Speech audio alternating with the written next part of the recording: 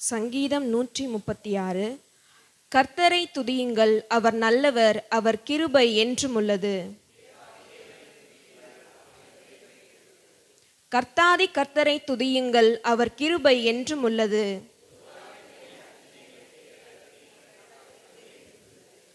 வானங்களை ஞானமாய் உண்டாக்கினவரை துதியுங்கள், அவர் கிருபை என்றும் உள்ளது.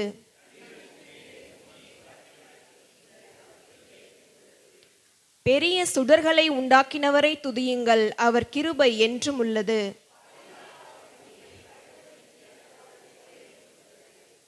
இரவில் ஆள சந்திரனையும் நட்சத்திரங்களையும் படைத்தவரை துதியுங்கள், அவர் கிருபை என்றும் உள்ளது.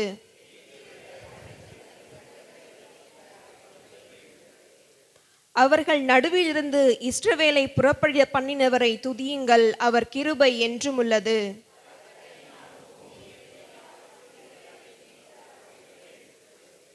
சிவந்த சமுத்திரத்தை இரண்டாக பிளந்தவரை துதியுங்கள், அவர் கிருபை என்றும் உள்ளது.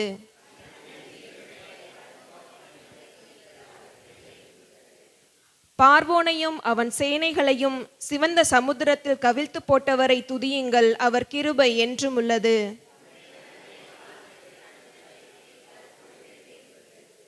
பெரிய ராஜாக்களை சங்கரித்தவரை துதியுங்கள், அவர் கிருபை என்றும் உள்ளது. எமோரியரின் ராஜாவாகிய சீகோனை அழித்தவரை துதியுங்கள், அவர் கிருபை என்றும் உள்ளது.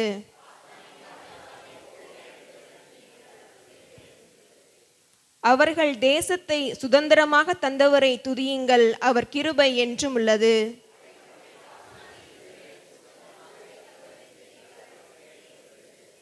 நம்முடைய தாழ்வில் நம்மை நினைத்தவரை துதியுங்கள், அவர் கிருபை என்றும் உள்ளது.